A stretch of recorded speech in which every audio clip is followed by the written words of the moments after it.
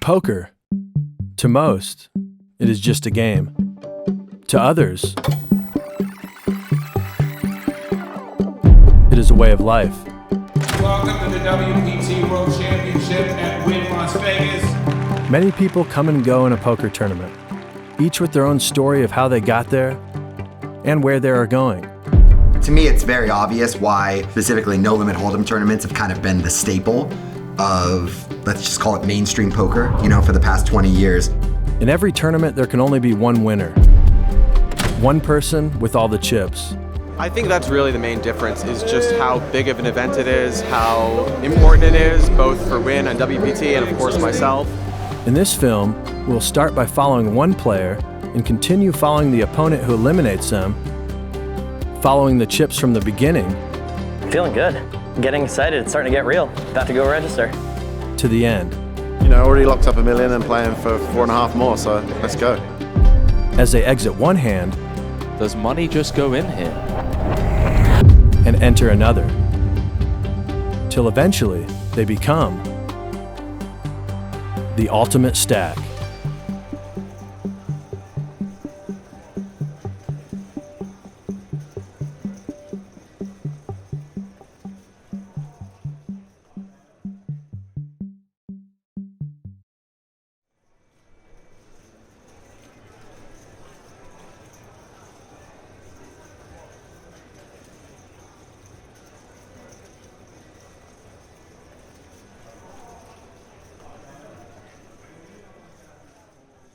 What's going on? I am Patrick Harvey. I traveled here from Boston, Massachusetts, and I'm ready to play the Wynn World Championship.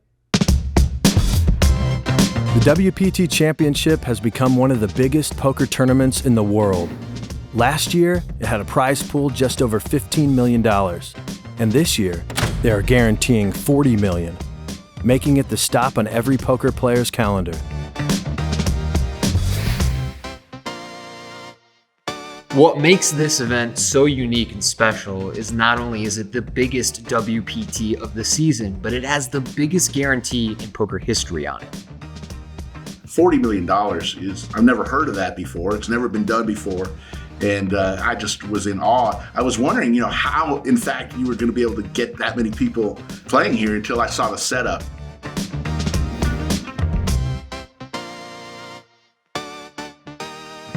Obviously, to go from 15 to 40 was a seismic shift. It's very common that you might see a championship event that has, maybe a first place that approaches $1 million, but the idea that every person at that final table is going away with over $1 million says a lot about just of the enormity of this guarantee. There are two ways to enter this tournament. Either win your way in or fork up cold hard cash. Patrick Harvey chose option number 1.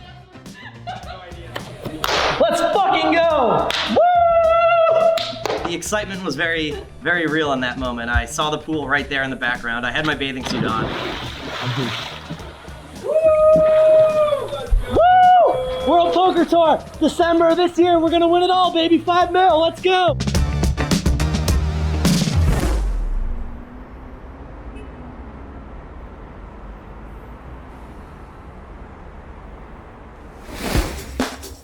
I woke up and I was super pumped, and I was just excited for this chance to have a $10,000 buy-in tournament and not have to put up any money for that myself with such a big prize pool. It really is an incredible opportunity I have. Feeling good. Getting excited. It's starting to get real. About to go register. I don't know how people can just show up and wait in the line. I would be too nervous. If I didn't win that qualifier, I would not be playing this tournament probably. The $10,000 buy-in is obviously a lot of money, and since I don't really play tournaments, probably wouldn't have been a good idea for me. So it really is an opportunity that I wouldn't have had otherwise. Dealer copy, clear copy for your record. All right, thank you. Here we go.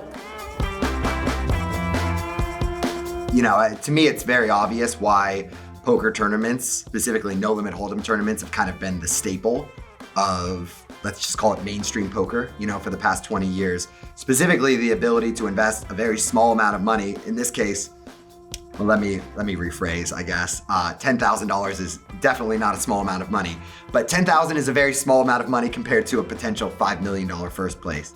You're gonna have a whole bunch of people, you know, who have net worths in like the six figures, let's say, happy to take a shot with 10K because, you know, it can change their life. It's definitely like the best way, I think, to continue to bring the masses to poker. $5 million, it's hard to say exactly. Never had that kind of money, surprisingly, but I definitely would buy a house or two. Definitely go on some nice vacations for sure. And I would probably play this tournament every year for the rest of my life.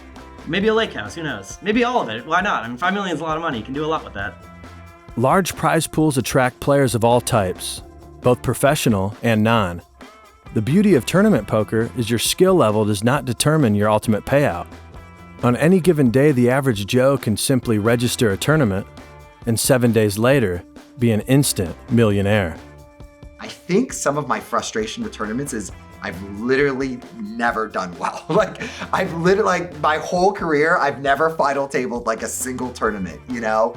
Instead of fighting through that, you know, and trying to play 5 tournaments a year, my frequency like dropped to once every 5 years or something like that. I'm forever grateful for poker tournaments as well, because that's ultimately where a lot of my audience is. You know, these are guys taking those shots.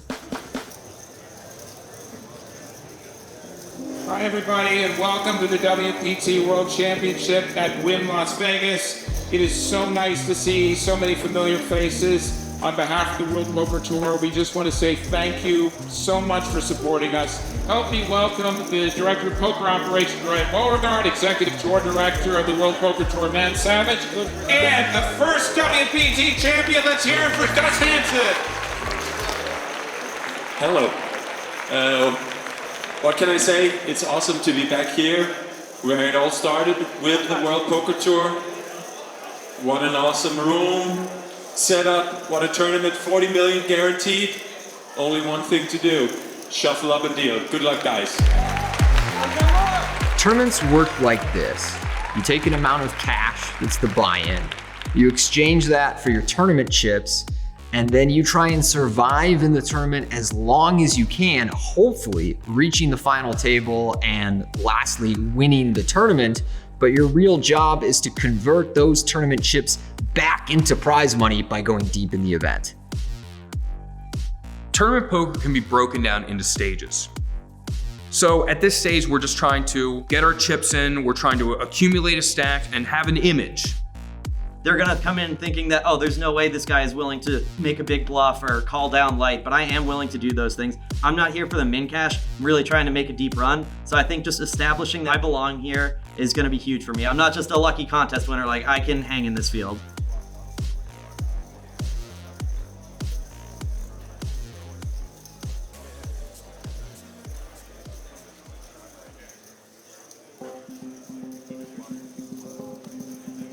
I raised it up from the low jack position and I was called by the big blind, who I didn't know too much about him, but I think he's a pro or a very good regular player. He definitely seemed very comfortable with the situation. The flop came jack high. There was 1 diamond on the board, so I was hoping for more to come. I bet and he called. The turn brought another diamond, so now I did have a flush draw. I bet big this time and he called again. The river came a complete brick. He then made an interesting choice. He decided to lead out with a bet, which caught me off guard a little bit, but it was a very small size, something that I'm not used to seeing a ton of. I took that as he had a mediocre hand that he just wanted to see a cheap pot with. Using that information, I decided to make a big raise to 25,000, which was definitely the biggest pot anyone at our table had played at that point because it was so early on.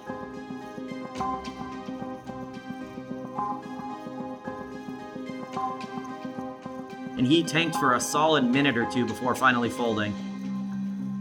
I decided to show the camera the bluff because I thought it would be fun for the table. Felt amazing to get that through in a 10K tournament. I was super nervous the whole time. I can't even imagine what my heart rate was at the moment, so having that one get through gave me a lot of confidence for the rest of the day.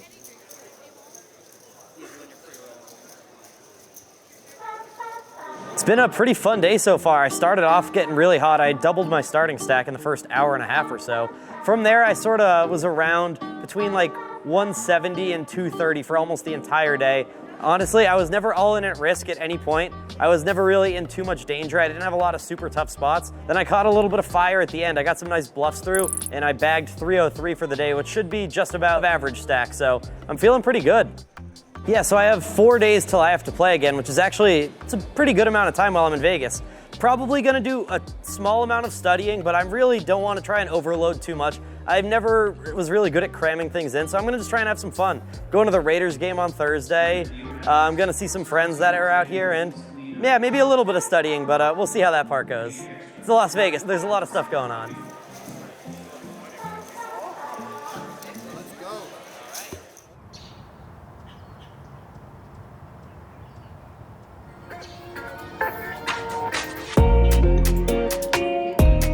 When I woke up this morning, the first thing I did was I checked to see what my table draw was going to be. I was super excited about that. I was afraid, you never know, you could end up with Phil Ivey or Phil Hellmuth or Daniel Negreanu on your immediate left. If there was anyone that I did not want to be seated with today, it would probably be some of these super high roller crushers that are known for making those big stare downs and just really putting you in tough spots. Guys like Alex Foxen would be a tough one to play against, Nick Petrangelo, some of these guys that you see at every super high roller poker tournament, and they're the best in the world at what they do. I have great respect for all the best tournament players, and as these high rollers and things like that have popped up over the past 5-10 years, no question, many of the best players in the world play tournaments, which maybe that wasn't necessarily the case, 10 to 20 years ago. The way I've always defined poker success, because let's face it, like we're not doing philanthropy here, is who makes the most money under the assumption they're doing it in an ethical way.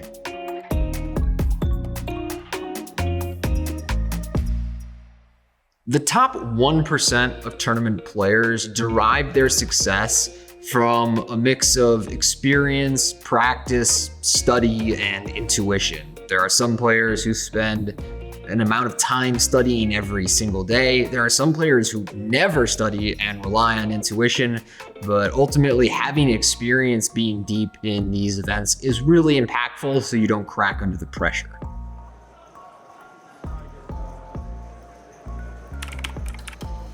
As far as I know, the bubble will burst at some point today. I actually didn't recognize any of the names at my table. There are 2 people on my direct left that each have about 4 million in live tournament earnings. So I'm a little bit worried about them, but I'm not too familiar with their game. I haven't seen much about them, so I'm not trying to just limp my way into the money in min cash. I really want to set myself up for a deep run. Just excited to battle against some players with that kind of experience and just see how I can handle it. 85% of the field will be going home with absolutely nothing. If a tournament player is good, and I mean good, they will still cash only 20% of the time. Cashing in a poker tournament like this is difficult for many reasons. First, there are so many players and so few tournaments. In poker, blinds are a forced bet each player must pay per round in order to receive cards. And unlike cash games, in tournament poker, the blinds increase, forcing players to play hands they wouldn't normally play and make plays they wouldn't normally make.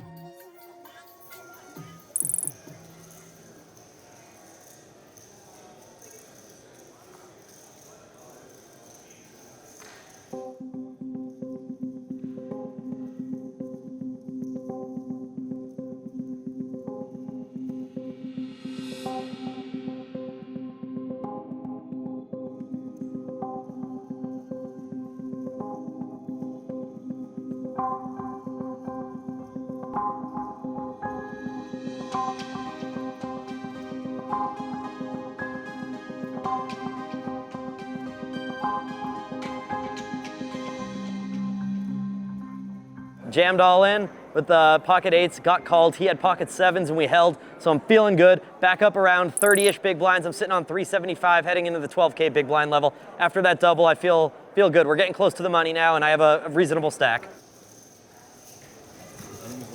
It is.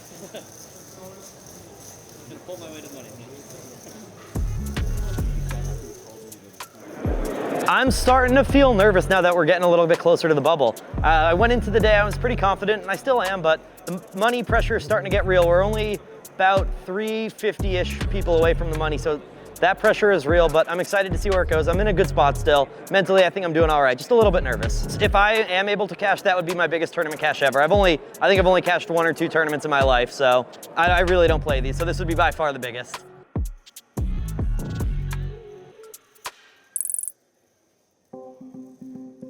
So I was starting to get low and I felt the need to do something. I woke up with King 5 suited in the big blind. I faced an early position raise. I actually flopped a flush draw and I had a backdoor straight draw, so I was feeling pretty good about that, all things considered. So the flop checked through with my flush draw, and then the turn actually gave me a straight draw as well. I bet pretty big, hoping that he would fold any of his overcard type hands. It seemed like a really good spot to make a move with my exact hand. He did make the call, and then on the river, a different flush draw came in that wasn't mine, and I also blocked the straight, so it felt like a good spot for me to bluff.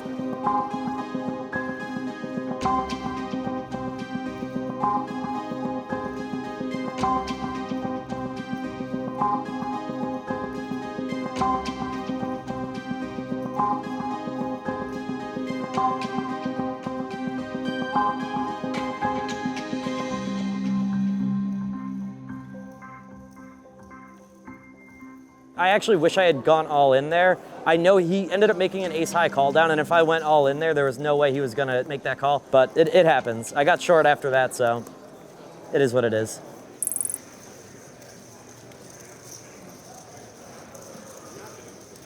I have 79% of myself in this tournament, so it'll be a pretty big score for me. I thought this was a great opportunity to bet on myself because I was in for $0 from the start. There's so much money in this thing, potentially make life-changing money here. It's not something that you get to do every day, so I'm really grateful for this opportunity, and I wanted to bet on myself for it. So the second stage of the tournament is where ICM begins. What ICM is, saving you a bunch of jargon, basically, it's just saying that as you get farther into the tournament, one chip is worth more than it was at the beginning. You have to be incredibly selective about the hands you play because the bigger stacks can put so much pressure on you. If you get all your money in at this point of the tournament, you better have the goods.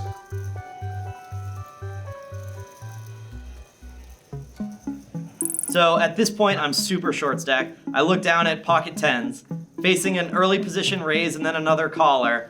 I'm like, all right, if I have to die right here, I have to die right here. I can't fold this in this situation. No way I can make it to the money by folding here. So I go all in.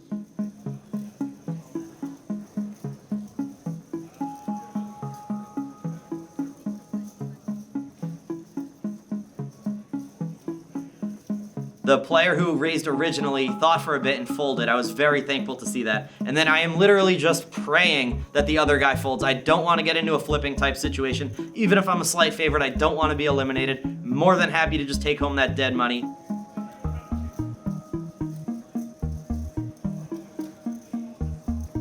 He does make the call, and I was a little nervous. He flipped over the ace-4 suited versus my 10, so believe I'm about a 3/4 favorite there, but still, can't take anything for granted there.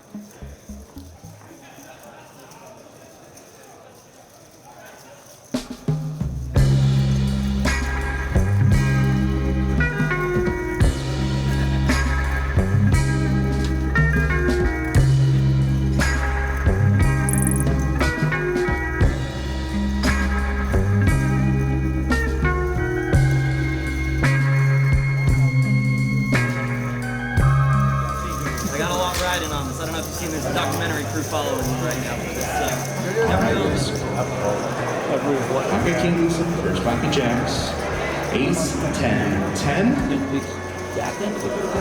deuce on the turn,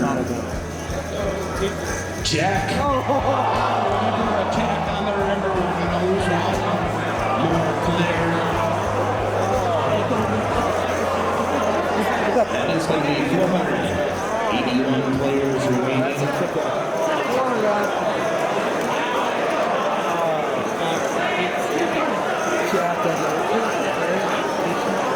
Let's get the players we are now. I'm in the stone bubble 481 players remaining. Yeah, so I just folded ace king off. So I thought about it forever and fold. Scott Siever on my left folds jacks. Everyone else folds, no idea what the guy had. It's definitely not gonna weigh on my mind at all for the next several days. Good luck. Players, we still have one last table with an 11 call. Now we're gonna see the river. 10 of hearts. That is gonna be one elimination. You are now in the money.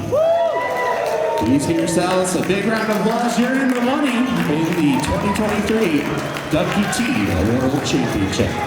All right, I do have some good news.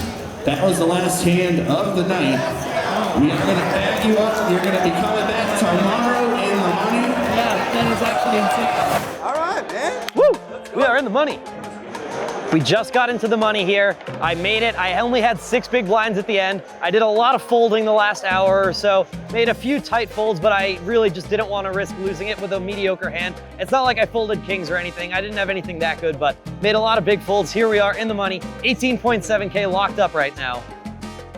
To bet on myself and succeed in this way, it feels absolutely amazing. I know I have so many friends and family back home that were really rooting for me. They were nervous, especially as I was giving them updates, telling them how short I was. They definitely did not want to see me go home on the bubble, so I know they're all thrilled for me back home. I got a lot of people rooting for me here and feeling really good about it.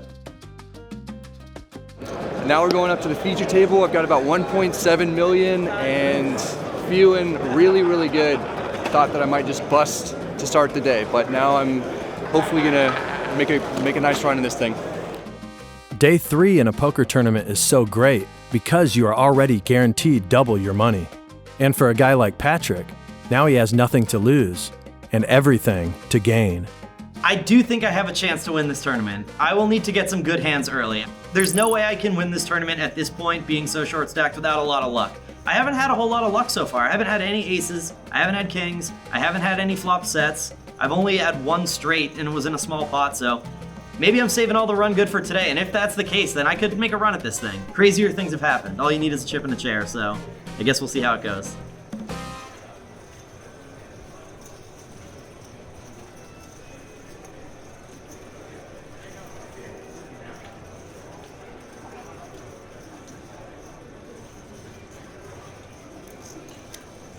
Hey, 135.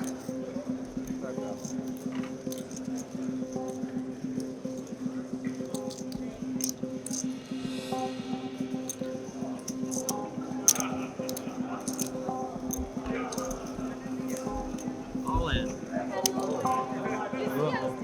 I'll have a documentary crew following you if you win. Oh, that's not good.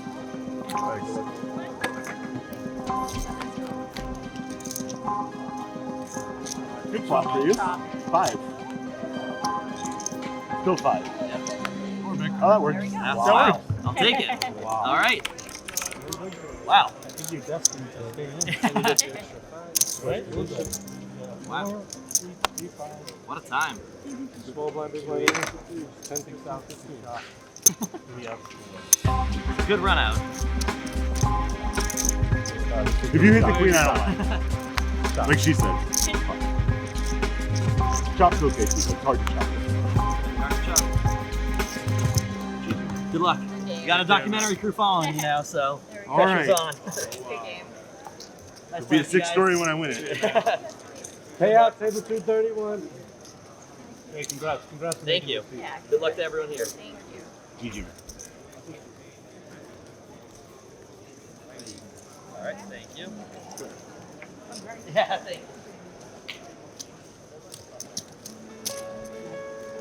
$18,700 for the main cash. Still unbelievable. Super grateful for everything. Happy to have cashed. Would have loved to make a deep run, but just wasn't there today. So this whole entire experience has been amazing.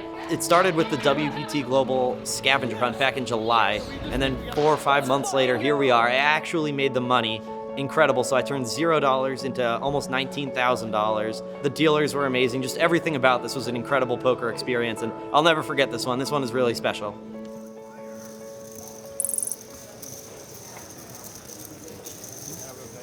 So my name is Ryan Wolfson. I'm from New York. I'm a professional poker player, and I guess I'm being followed around for my eventual win of the WPT Championship. Love the game, love the atmosphere. This is one of the most fun tournaments I've ever played. There's 330 players left. We're in the money. My strategy going forward is just going to be accumulate. And hopefully we make day 4 and go from there. How much is it? Can I see it?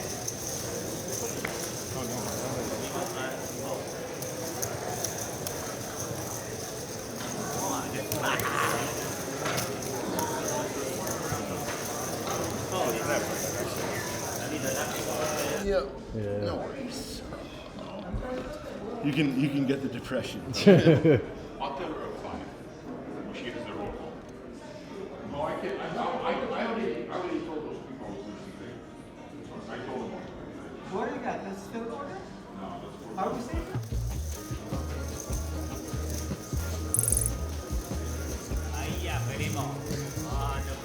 So I'm Paulius Vaitiekūnas. I'm from Lithuania. I traveled here at the start of the month.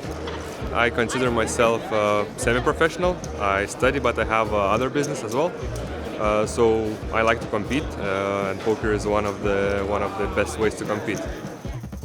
I mean, strategy is. Still so many players left. Nothing is given. I'll just play hand by hand to solve the hand in the best possible way. As we've seen with Ryan Wolfson, in poker, things do not always go according to plan. But now with 90% of the field already gone, Paulius finds himself with a real chance at going deep in this tournament.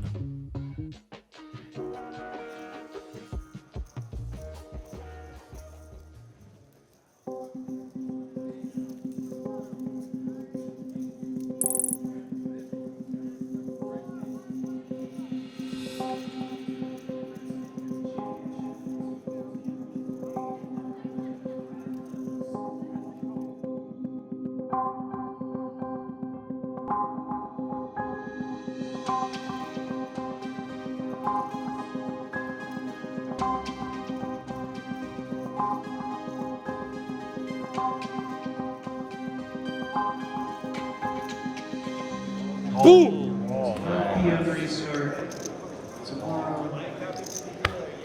Payout 115. Wow. I mean, so I had 2 spots. They choose the right guy, eh? Yeah, they choose the right guy. I haven't heard you get that excited all day. Yeah, I mean, it's a big spot, and I'm a human. It's the end of the day, so we can start showing emotions. You know, like no one will play another hand because it was last 4 hands and it was like second hand.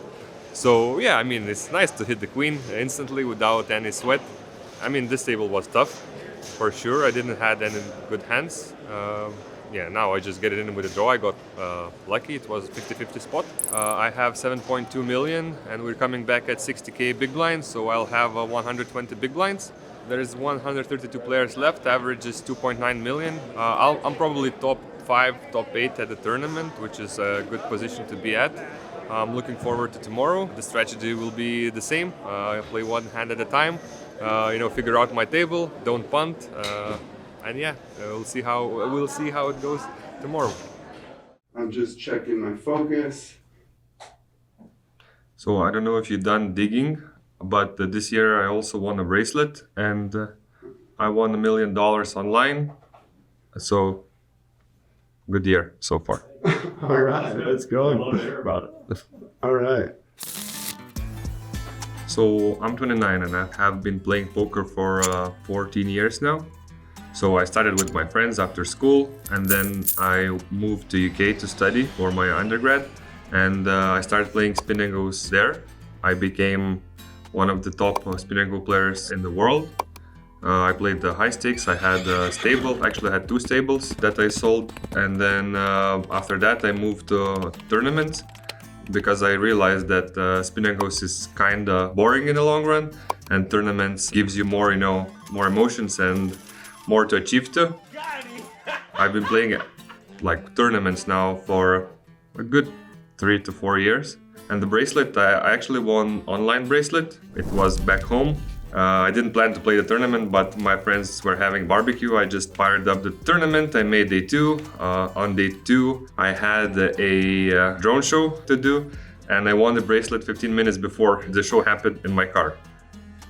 Ir dabar einam drone show daryti už 14 minučių. Super, super, super, super. So yeah, this is the journey I've been on with the poker. So I did not sleep well. It's always in a big tournaments, you feel stress, feel tension, and it's hard to stay asleep. So I feel okay. I mean, it's actually WPT takes care of the players. You don't need to play till 1 or 2 or 3 a.m. You finish by 10, 11, so it's very normal. You can come back at 12, so you have enough time for rest and sleep. We as a poker players appreciate that. So I think everyone is feeling good. Obviously, there is some stress, some tension, but you know, that's how it should be.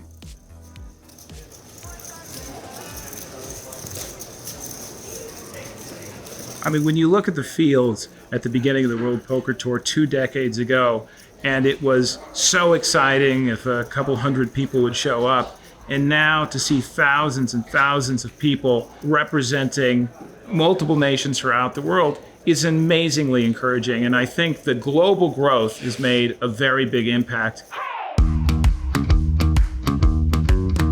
Winning an event like this doesn't just line your pockets with money. It puts you in a class that every elite poker player wants to be a part of. What's great from my perspective is to see how it's changed the lives of poker players, the respect that you get in the community, and the fact that the WPT Champions Club has become something that is a coveted organization. And when you get these people in the room and the incredible stories and the fact that they keep coming back and reuniting together, and they've become great ambassadors to poker because people will look up to them from now on. So it's great because that name on that cup is Mike Sexton, and he did so much for poker, and to get your name on that cup has a great significance in this community.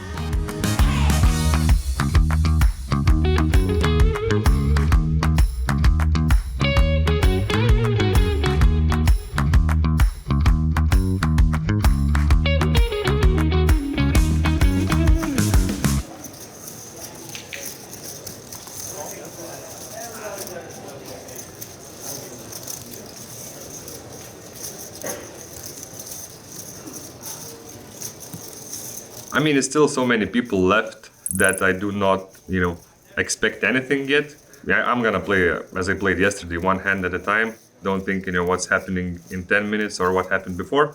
In this main event, obviously there are a lot of players that are not study theory, so you have to adjust, and it makes game even more interesting. It's not dry game, it's more people game, because you cannot play just, theoretically good poker, because it won't work. You have to have a game plan against each player.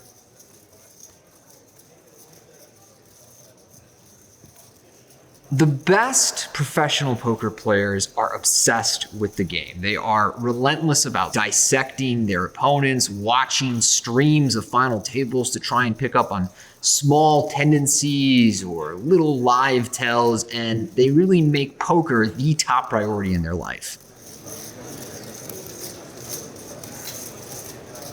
Are you having fun? Yeah, obviously. I mean, even though I'm not getting crazy good hands, but I feel that the guys are afraid of me because I can play, not standard lines, and the money really do not matter yet. I mean, I don't know. Maybe my outfit looks like I can be aggressive, but and I am. So I've joined one of the best poker players, his team. That's Alexei Panakos, almost a year and a half ago, and he showed me lines and moves that very exploitable, but that's how people should be punished for their tightness, and I will try to do that. And that's how you don't need to be dependent on the cards. You need to make your own luck. Though Paulius is clearly comfortable with his game, very few players are prepared for the long days tournament poker demands.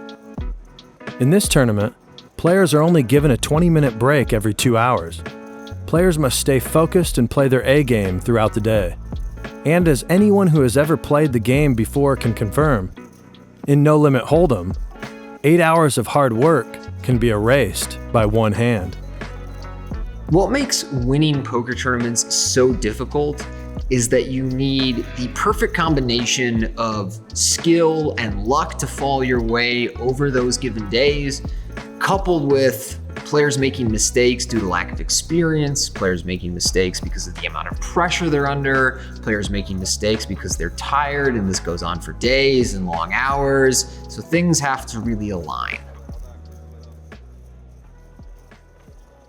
So I got moved to the new table, and I didn't stall to miss a big blind. I came up exactly on the big blind.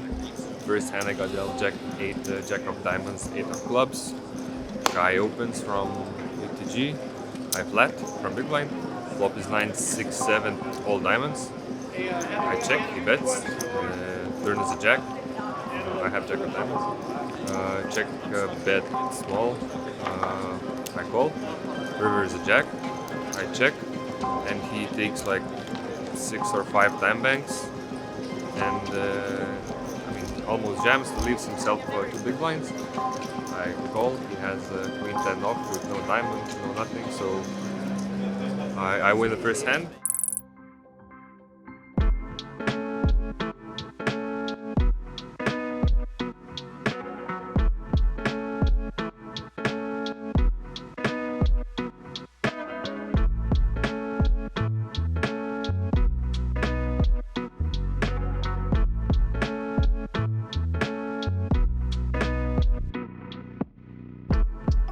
I'm happy where I'm at right now. It was an interesting day. I mean, the deeper you go, the more tired you get. I mean, now tomorrow will be day 5, right? Yeah, day 5. So it's probably the only day 5 I have in my career. So yeah, it's an achievement, and I'm looking forward to it. Hot tub 100%. Maybe some food, and then sleep. So the sleep tonight was much better comparing with the day before, and I think one of the reasons is that just after the day finished, me and some of my friends went to the shisha bar, Nuka. We got some food, and I felt like the tension going down a bit from the body, and I could relax. So I think that was exactly what I needed for a better sleep, and I slept pretty well today.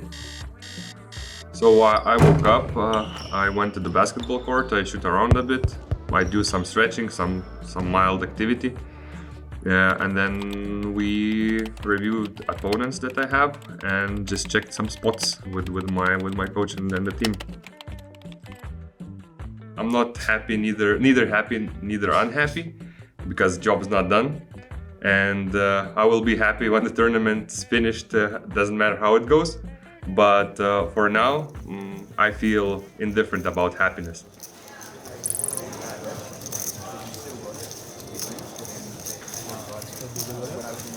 Non, j'avais des validations. Ok, pour blocage. Par contre, je foldais les cartes, le flop,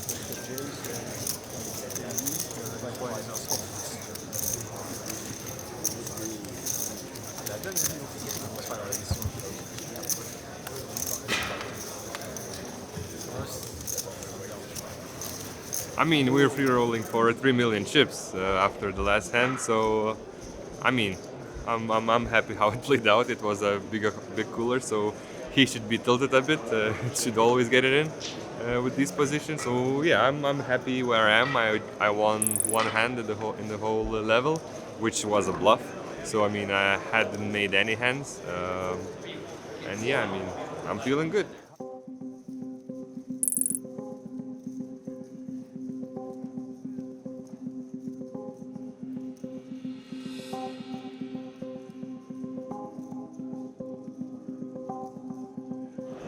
I was indifferent between raising pre-flop and limping, and then he raised pretty big, 4x. So I mean, it's never a sizing there, but that's fine. The flop comes ace, queen, 8, 2 hearts. I have ace of hearts. I check, he bets huge, which is not a thing here. So I mean, I never raising the sizing, and I'm pretty confident and I'm ahead. I call, turn is a deuce, check, check. River is a 10. I check and he bets 9 big blinds. And he is probably on this exact river he's bluffing like all the kings, all the jacks he ISO, and maybe some other hands because it's pretty bad card for me. I mean, I have one of the best hands in this situation, in this line, so I call. He has 10 deuce off.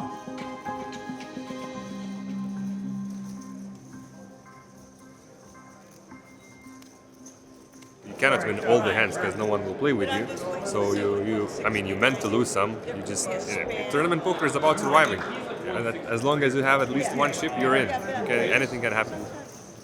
So yeah, now I have 10 big blinds. I will be on the bottom. It's 33 players left. Average is almost 40 big blinds, so I'm 1/4 of the average. Every decision during a tournament is impactful. There is a real butterfly effect where even the small decisions that you make in one hand can have compounding effects on the later hands, where the chips you may have lost in that earlier hand now make you short stack later on when the blinds have escalated, and all of a sudden you're playing a game of all in or fold where previously you had much more flexibility.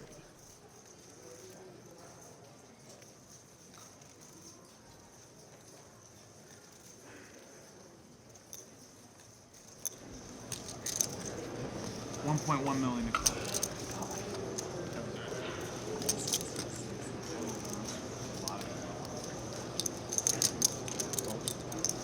Player calls, 1.1 million.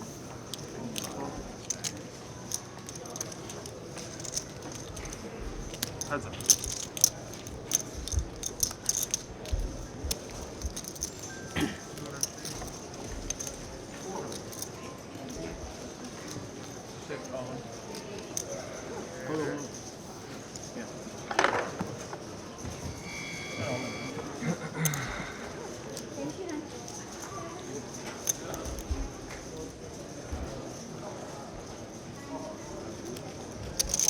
What?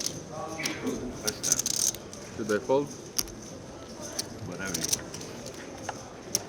want. I want to fold, but I want to talk with you. Whatever you want. What you want? Take your time because there's a... I'm taking.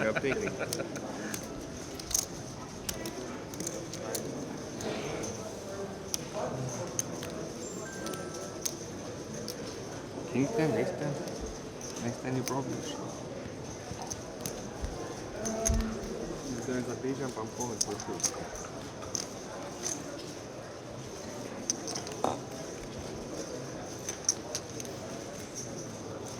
So happy, you. What? Zed? But why would you do that? Flush, really? I mean, I would be sick if you have a flush.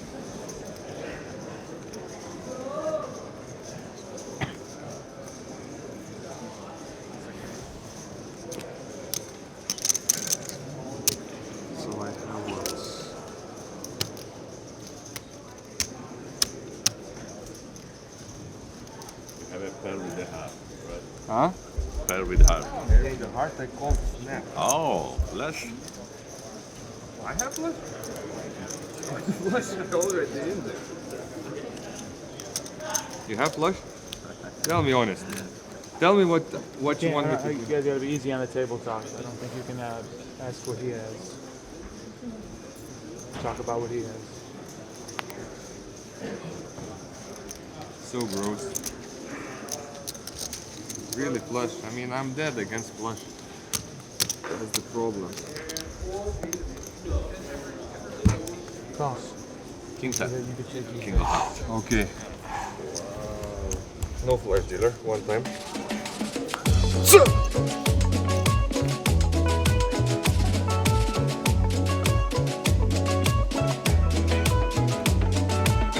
How good does it feel to actually go with your gut and be right? I mean, honestly, my gut was screaming big fold, but I counted out and I had 7 big blinds, and I mean, averages, it was at 40 at a time. I mean, the pot was huge, and sometimes he will have these hands, and then I went against my gut with my live read, because I talked with him and he looked too happy to have it. Because usually, I mean, he realized that he's behind at some point, I guess, and he was just too happy. The roller coaster ride of tournament poker is real. As the players slowly exit the tournament, each pay jump becomes more and more drastic. When I say drastic, I mean drastic. You're down to 45 people left in a tournament like this, and you're looking at the numbers and you're realizing, well, if I take my time, if I don't play too many hands, maybe I can get up into those, 6-figure, 7-figure scores. So this is a very important time where you want to pick your bluffs carefully, you want to pick your value hands, you really want to take your time and evaluate everything. It's so important. We'll need some luck. The guy on our table just had 1.5 big blinds, and now he has 15 big blinds. So we nearly missed the pay jump, which is 27,000. So I mean, I'm stalling a bit for the pay jump, but not that much. And yeah, we're looking forward for the next 90 minutes, hopefully to talk to you in 90 minutes.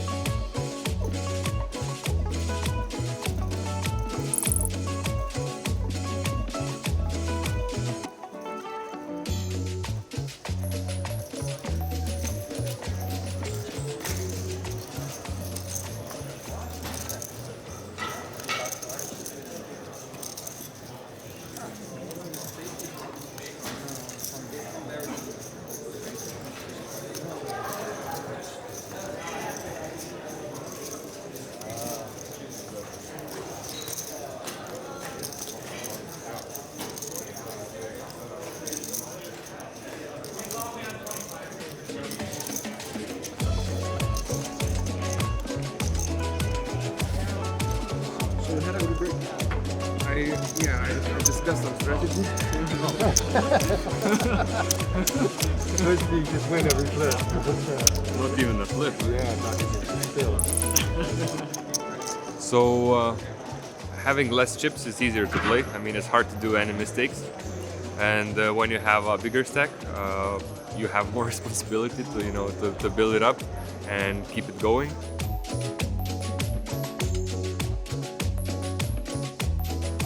Tournament poker and your stack never goes like this, where it's just a gradual ascent every single day in every pot that you play. What actually happens is your stack goes like that and hopefully moves upward over time. But you're gonna face serious setbacks. You're gonna have moments where you lose the majority of your stack and now have to deal with working with a short stack going forward. And if you can't control your emotions during those moments, you'll probably make a big mistake just from the curveballs that the game throws you.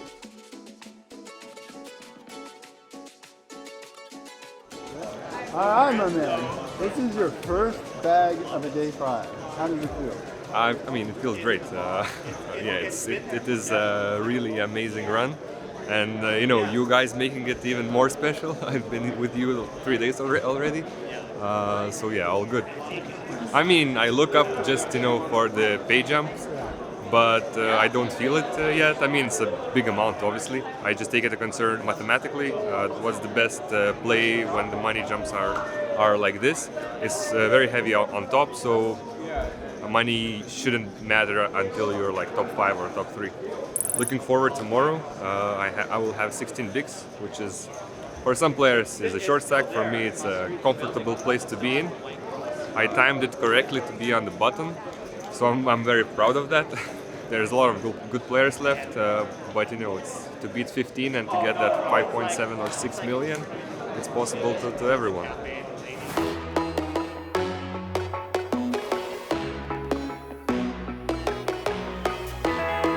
Do you think you can win this poker tournament? Yes. I have some targets that I'm planning to attack. Probably not gonna tell, it's too disrespectful. The bulk of the remaining players are going to be very savvy, experienced professional poker players, and then you may have a couple of players who are just running really, really good and are a little outside their depth, but doing their best. So the last 2 times I played in the feature table, I ran into the aces, so it doesn't bring good memories.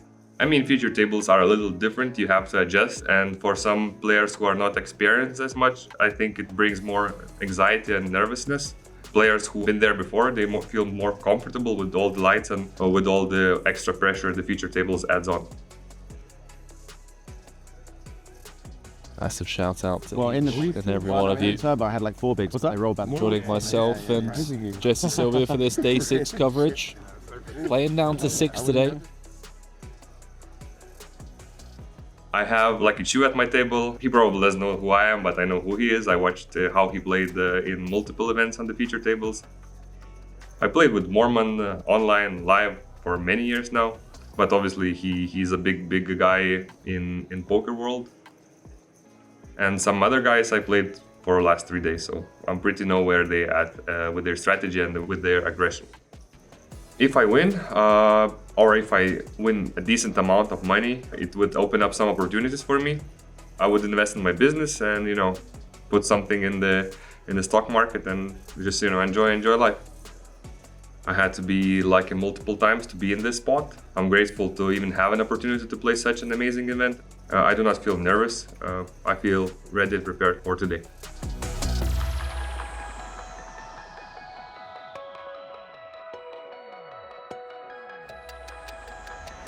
That dog has seen more poker than most professionals, like 16 years old.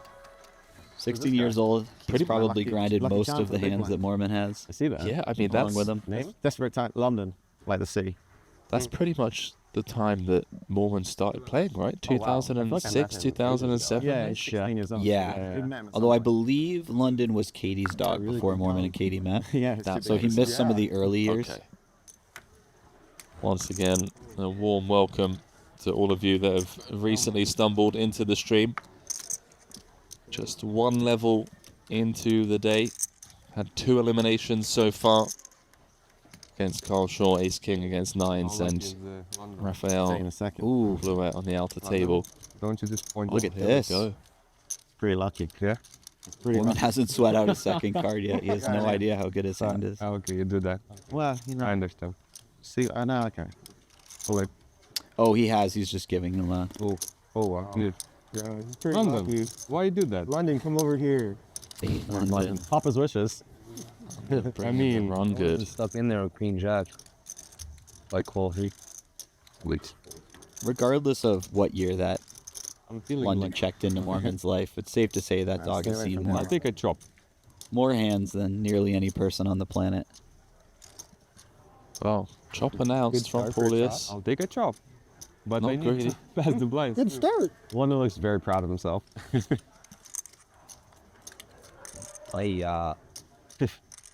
Not the best turn card to see. Slowly dealer. Jack of clubs. 9 and a 9 only for the win for Paulius. Jack or a 3 for a chop. Doesn't find it. Chris Moorman is going to find the hold with the Ace King. The commentary. Yeah. Up to 22.7 million. Paulius, love to see the handshakes all round. You can't overuse him though. You've got to put him back now. So I almost survived the whole level. I busted in the last hand of the level. I was pretty card dead. I didn't have any combinations. I mean, literally not even any spot. Chris Moorman just brought his lucky dog and found Ace King suited in the big blind. So I mean, nothing I can do. Yeah, it was a fun ride. As I said in the morning, I came up today with no expectations. I still survived one pay jump, which is already great when I was last in chips. No disappointment. You asked me in the morning, do I feel happy? So now I feel happy. I mean, it's still a lot of money, 360 grand.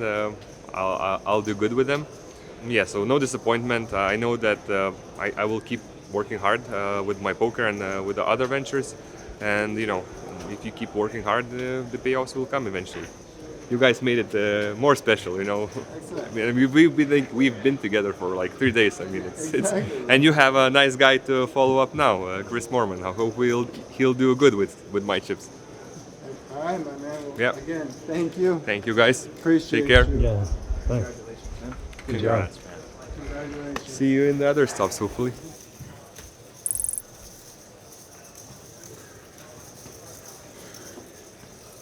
So you have the stack now, so you are the main character. Okay, well, I'm not busting, so I'll be the last guy you interview. When I use the term beast, I do not use it lightly.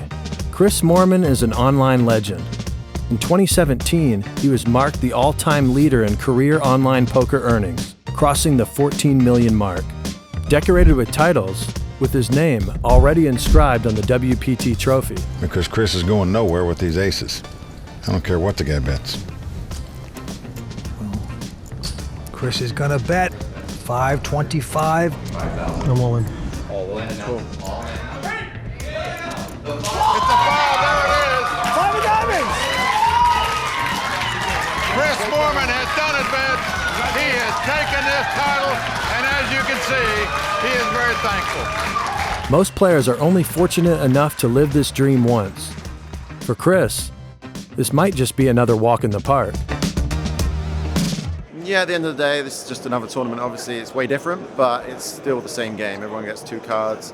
You're just trying to beat your opponent, like go after them when they're weak, and you know, give up when you think they're strong. So, yeah, you just have to play each hand, individual opponent, and just adjust when your stack size changes, and just stay level-headed. It's a long tournament, so there's going to be plenty of ups and downs, so you have to just be ready for that. You know, I have a lot of experience in my career, so I'll take more on from that, and you know, being under the bright lights and stuff is nice of having that experience. But at the end of the day, it's poker, and everyone left is really good player. It's going to be really tough, but hopefully I make the right decisions when they're close and also get the best cards. That'd be a good combination. Talking of aces. Speaking of eight, wow. Hello. Chris Moorman. You made it to day 6 of far and away the biggest prize pool WPT of all time. You're closing in on making the final table. You look down on the button at pocket aces. I was born in England in a place called Essex. It's about an hour away from London. Lived there all my life until I was about 24, I'd say. As a kid, I was always super competitive. I loved anything that you could compete at. So snooker, pool, ping pong, stuff like that. But the problem was anything I wasn't that good at, I'd not really have the perseverance to stick with it. But if I was remotely good at something, I would put everything into it to be the best I could be. One memory as a kid, I would play snooker with my dad every week. And that's like a game, if you don't know anything about it, it's like 100 times harder than pool. Like the table's so huge, and like as a small kid, you know, it's just long odds to, you know, beat someone who's much older than you. So I'd always play my dad. He'd beat me every week, and you know, I was 11 years old, and I finally beat him, and I was really proud of myself. And actually, my dad, he's similar to me. He's super competitive as well. And after that, he refused to play me anymore. I first got into poker studying economics at university. I got distracted from my degree. It kind of took over my life. I just loved the competition of it. As a kid, I was always into card games, and my parents taught me bridge, but there was no money in that. And when I found the card game I was actually good at and you could make money, I just became obsessed with it and just dived right in. Met a bunch of people who were better than me at the game. I sort of grasped and put all their kind of best bits together and tried to make myself the best player that I could be. 53 million in the middle. Chris Moorman is 2 cards away from tying for the chip lead with Lucky Chewy. Kind of just a cooler for him. me and him have been battling all tournament. He was my nemesis, and I finally got him, so that felt good. Now we're down to final table, 9 people left. I think I'm 2 or 3 or 9, so I got 70 bigs or so, like feeling comfortable. So yeah, just more of the same, and play down to 6 tonight, so see what happens.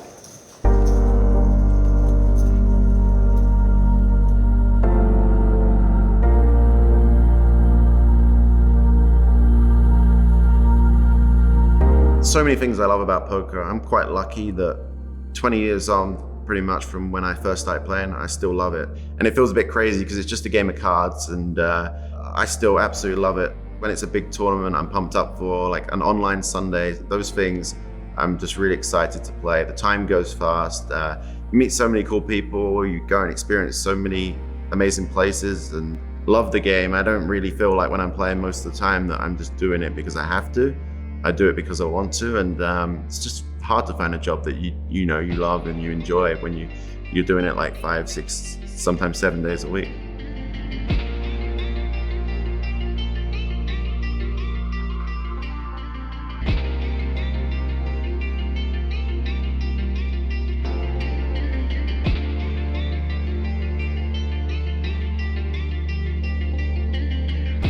Feeling good, like I just feel good about how I've been playing overall, and about my strategies, and I play a little bit unconventional, so I'm trying to throw people off a bit, and I'm just going to carry on what I've been doing the last few nights, just go and have a few drinks, have fun with people, and make sure I'm in bed before the sun starts coming out. Yeah, have fun and enjoy the moment, because a lot of time poker can be frustrating, so when you're doing good, like, just enjoy the moment. Like, obviously I could go back, watch the stream every day, but I feel like that's a bit of wasted energy anyway. I'll watch it in the morning when I'm like eating my breakfast kind of thing on 2x speed, but yeah, I just want to have like a good balance.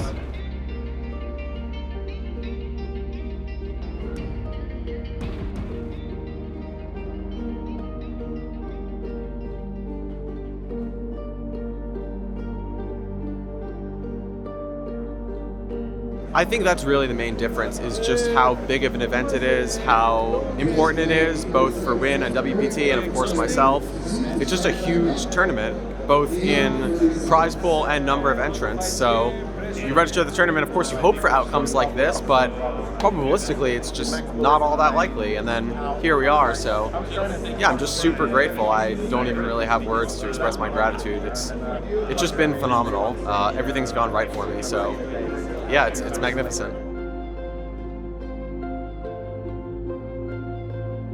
So yeah, this is definitely my biggest ever final table. I've already locked up basically level with my biggest ever cash when I won a couple of tournaments, so second for this amount. So, you know, already locked up $1 million and playing for 4.5 more, so let's go. Let's go. I would be everything. It would for sure be the coolest, most impactful, most incredible win of my career.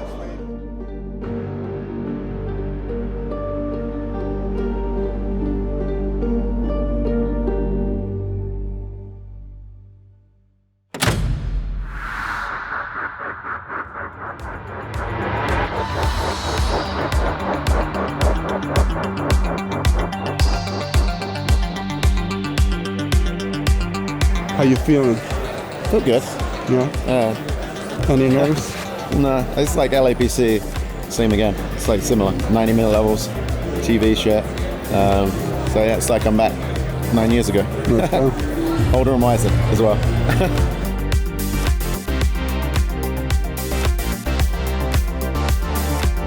After 6 days of grueling play, we find a talented mix of international players who are all guaranteed to win at least 1.2 million, with first place taking home over 5.6 million in cold hard cash.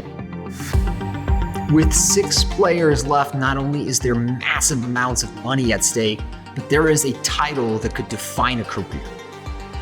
Everything these guys have worked for leads up to this moment.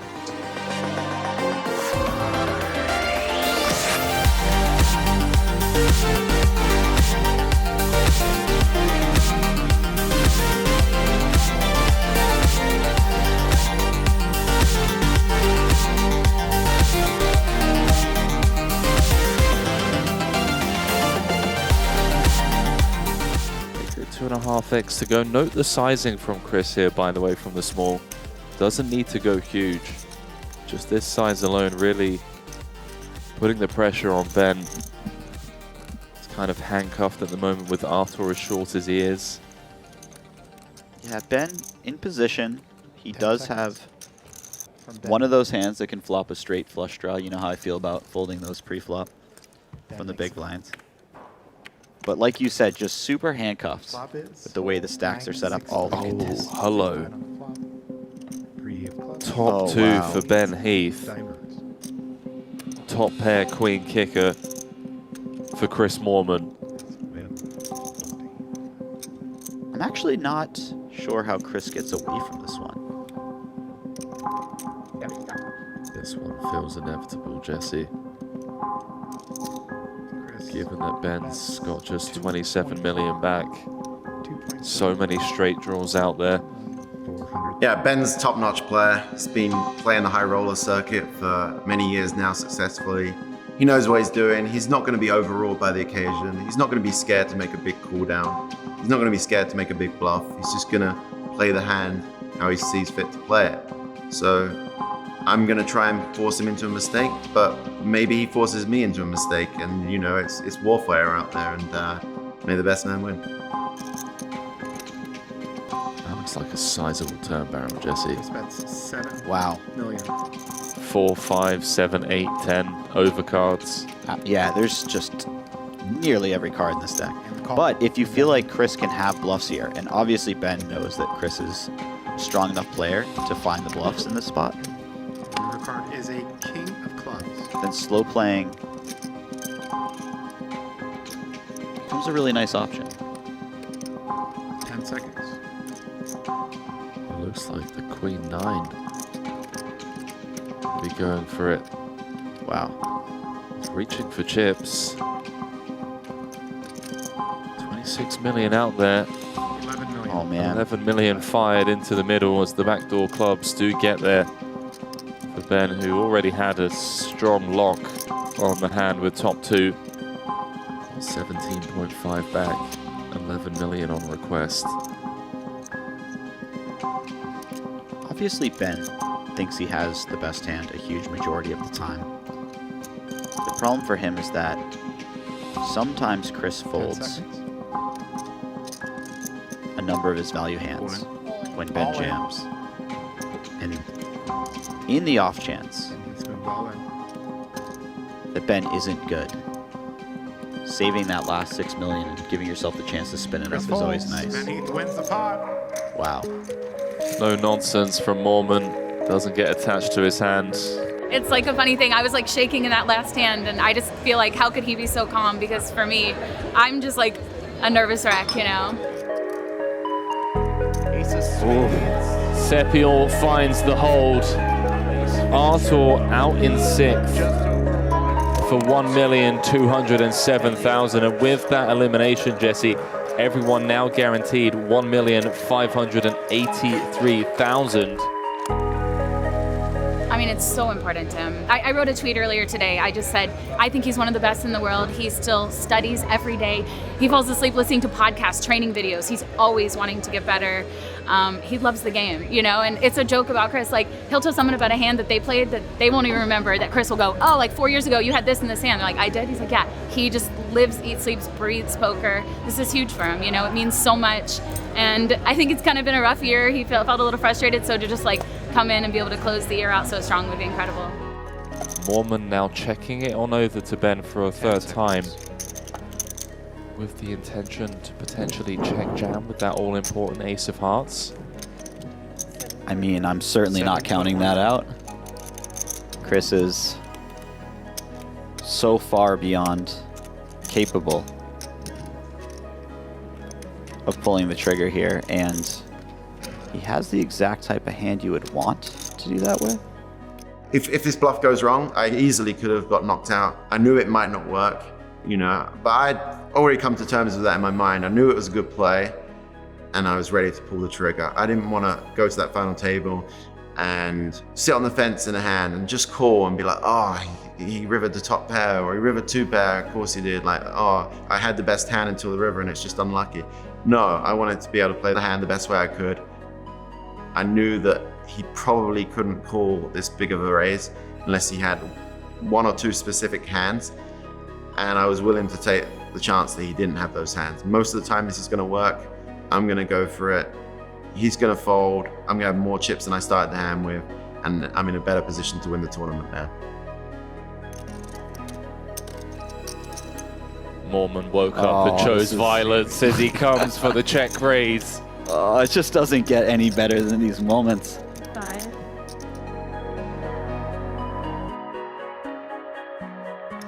Really putting Heath in the absolute blender here.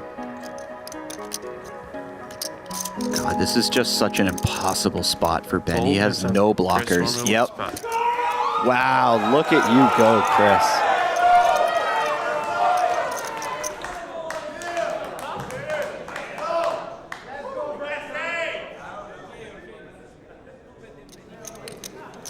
$36 million. 15.5 bigs. The rails are going to erupt if these two collide. Time extension. Yeah. Moorman really mulling over this decision here. This isn't posturing. Really thinking about calling this. It's on the cusp. Oof, he almost did it. Oh, I feel like he's going to do it, Jesse.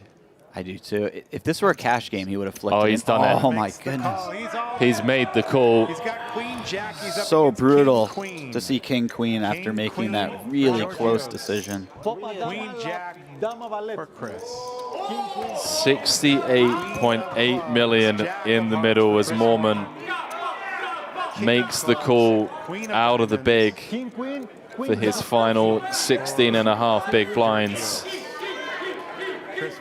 Bjorgos in fantastic shape with the dominating hand for everyone to ladder an additional pay jump. Ooh, ace 10. Ace 10. Outs are reversed. Comes the turn. Deuce call for hello. An 8 would be a straight. Oh, wow. An 8 would be a straight. And Chris Moorman, one of the most winningest online players of all time. 1 card away from elimination. Can't get there. Oh, God, that's so close. 7 of hearts completes the run out, and we lose the online legend, Chris Moorman.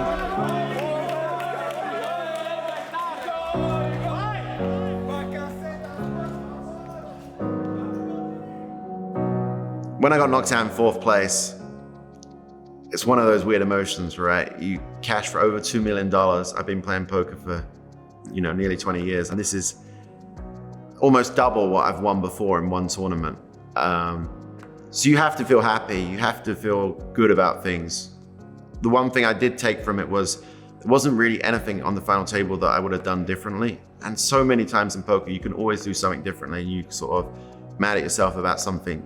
And today, the cards just weren't in my favor. Like, I just didn't have many good hands. When it got to 4-handed, I tried to go up a gear and make a few plays and just ran into big hands when it mattered. Yeah, so I didn't have any regrets. The only regrets I had were stuff that was outside of my control. Obviously, when you get to 4 players left, you want to win more than anything. It would have felt surreal, like that's a moment that no one can take away from you for the rest of your life. But it just wasn't meant to be. If you're not happy with getting the biggest score of your life and having all your friends there to support you in tournament poker, you're never going to be happy. So you really have to think of the positives rather than the negatives in that situation. Great, very good. Thank you. All right, cheers. Thank you.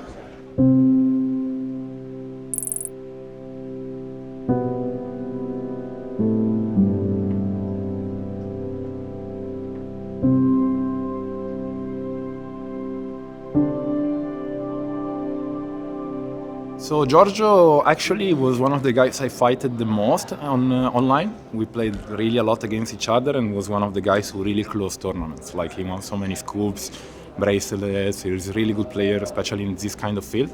Doesn't make many mistakes. And you know, for me, I'm very careful when I say someone is a good player, and he's an extremely good player. So I'm happy to be here to support him. He's a great guy, so I'm very happy to share this experience with some friends.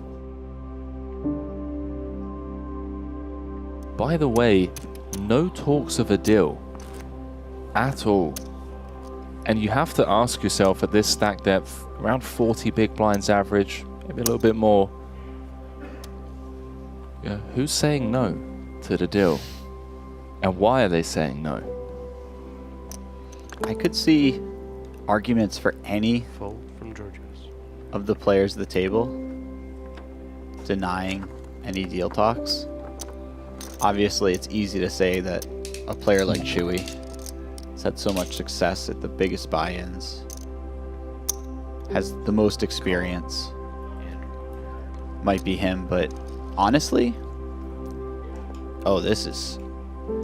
Hold on, Jesse. This is really something. Singing the praises of Chewy. Money might be going in here. 55 bigs effective pre-flop. And given that Chewy has been limping, I want to say every small blind so far, he's been playing a straight up limp strat. Daniel bumping it up to 8.5. Does money just go in here?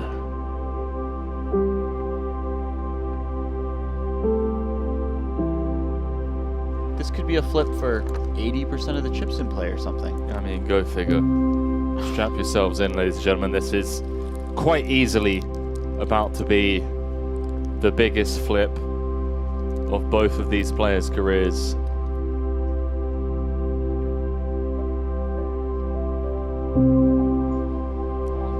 Oh my word. He's moved all in and does get snapped. 287 million chip pot. Hold up. Let me explain this situation to you real quick. In poker, we call this a flip, meaning the flip of a coin. Whoever wins this pot will be the chip leader of the tournament and have a commanding lead on Georgios. With the current pay jumps, this pot is worth $1.3 million. Look how calm they both look, by the way. Unfazed. Wow. By the dealer. Queen 9-7 so far. Wow. Safe for Daniel. Sepiol, who came in 5 of 6, now 2 cards away from an overwhelming chip lead to get heads up this WPT World Championship. Biggest river card of both their careers. The jacks are gonna hold, Jesse. Blind v blind, as cold as it gets from the deck.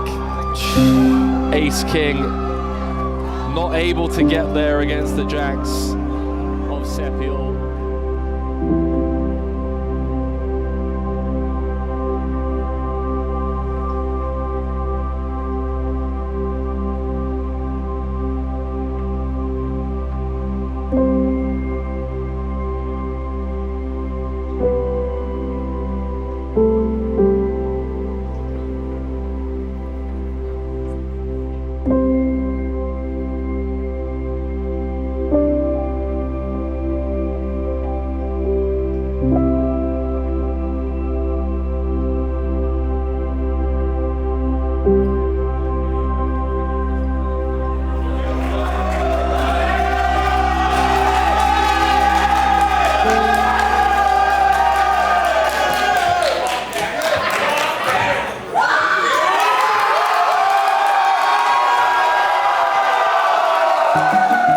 If there is a best moment to run good in a poker tournament, this would be it.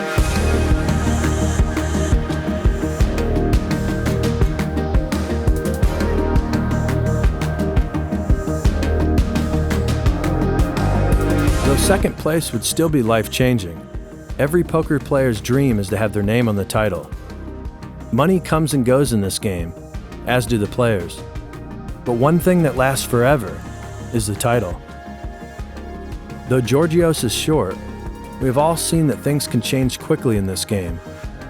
And we all know it's cliché, but as long as you have a chip,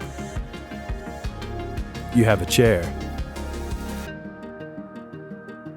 What kind of check does he put in the birthday cards?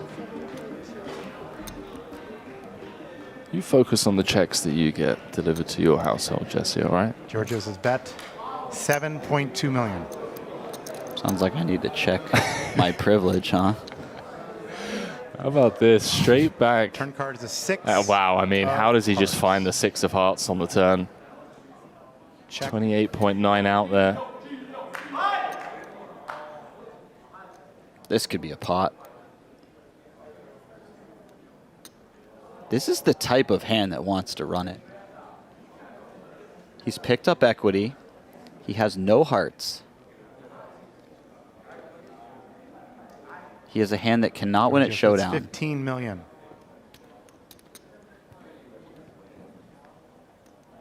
On a river brick. And the call's been made. Daniel calls awfully quickly here.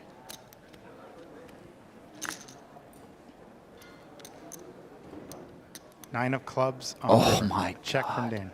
The backdoor Bangkok rolling off clean in the highest equity spot of this man's career. All in. Couldn't have scripted it. Dan's asked for a count here. Sepiol with a bluff catcher. If he calls, 28. Georgios is going to be playing close to 120 million. Is going to be straight back in this fight. Call. And a call. Oh, he's made the call.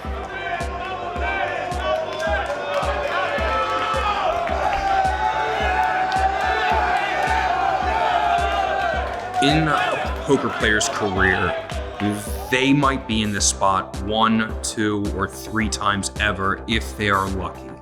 They've played fantastic. They've done everything they can to prepare themselves, and it's time to shine.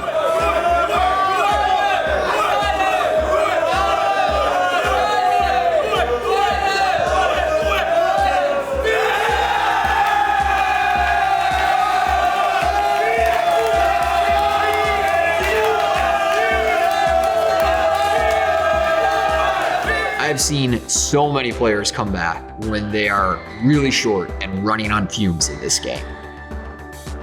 One of the most fatal mistakes that you can make in poker is counting out an opponent because they have a short stack. Never underestimate a chip and a chair. Could be the turning point in this heads-up match. Potential tournament defining moment. Sepiol has made so many world-class folds throughout the day, but he has to make the call, and understandably so. Oh, man. And we have ourselves a new chip leader. Wow. And he's quite literally gone 1, 2, 3. Hold on, hang on, hang on. Oh, Jack 9 deuce. Oh, wow. 15 million in the middle. This could be a massive turning point for Daniel. 5. Check and a bet of 5 million by Dan Sepiol.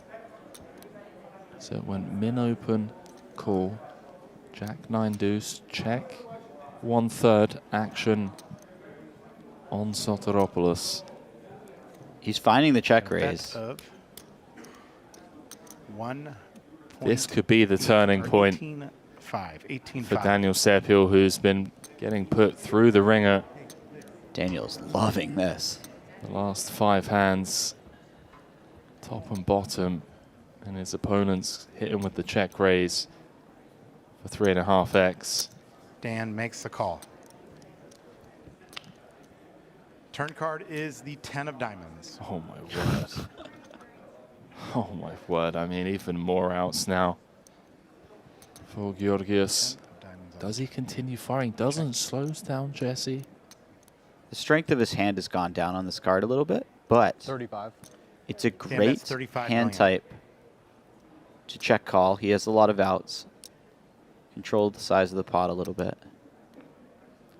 And also, you want to have some strong hands in your check calling range. Georgios understandably going And the nowhere. call's been made. I mean,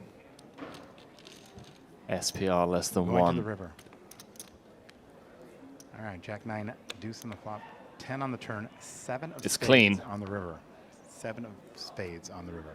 So it does now put a four-liner out there. Very interesting card. Noticing some heavy breathing for the first time from Georgios. Is he thinking about Whoa. going for it? Whoa. Putting Daniel all in for his tournament life.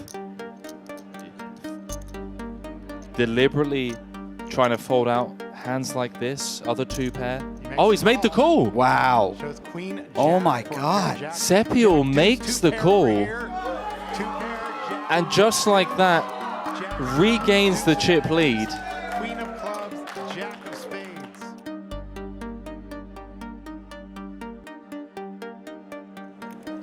Well, Sepiol putting on the cape to 7 million. for his tournament life on a four-line board. 60, yeah. There's over 65. 65. And now back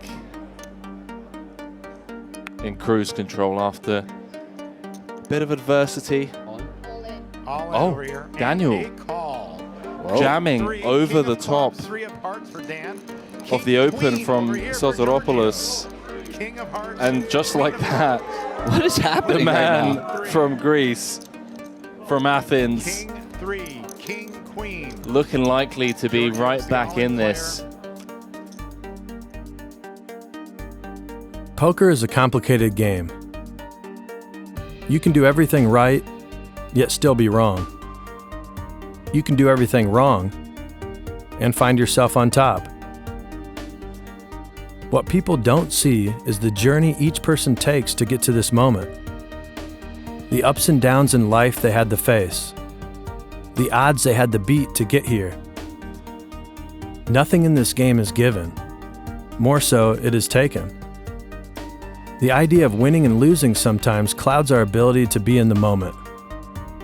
We are under the assumption it is up to us.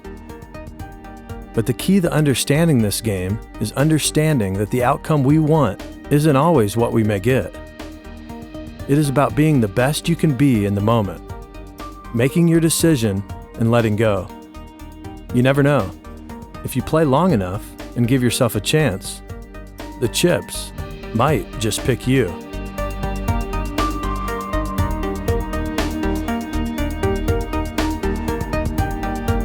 Coming into it, like whatever happened. I was gonna, be happy with whatever. It's a great experience. But like I was just, it's not like in my mind I was like 3, 3, 3, 3. I was, calm, and then the 3 hit on the turn. Me and Giorgio looked at each other and smiled, and yeah, faded the river.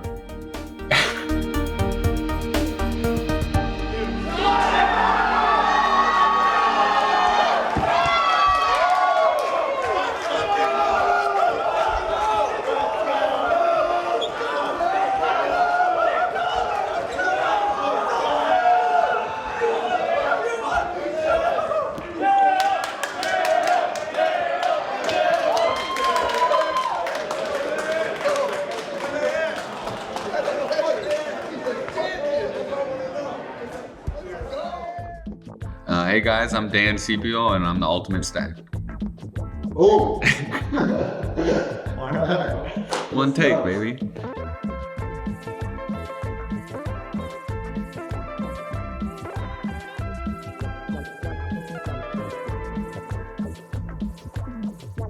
I mean, yeah, when I first won, my brain was like, I was so mentally exhausted and drained. Like, of course I didn't know like the magnitude or, yeah, like once the river hit, I didn't know where to go or just like who to hug or, you know, it's hard to put in the words, you know, what it means. It's like I said, it's still kind of sinking in, but you have to believe in yourself, you know, deep down. But, you know, I truly believe that some big moment like this was going to happen eventually, yeah.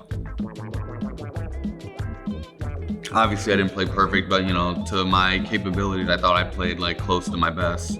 And, like, I've been saying this forever, but, like, I was so exhausted and just, like, running on pure adrenaline. And, yeah, it was definitely a sense of relief, you know, afterwards. So, previous to this, my biggest score was around 200K in Hollywood, Florida. Me and Chance played heads up. You know, we got dinner and we were able to talk a little bit. And he was like, yeah, this is going to be a really good learning experience for you. You know, you played heads up with, you know, me for 3 hours. The next spot will hopefully be a lot bigger and, you know, you have some experience. Yeah. Yeah, true happiness for me is just being stress-free and enjoying yourself and life and the people you're around, you know, family and friends.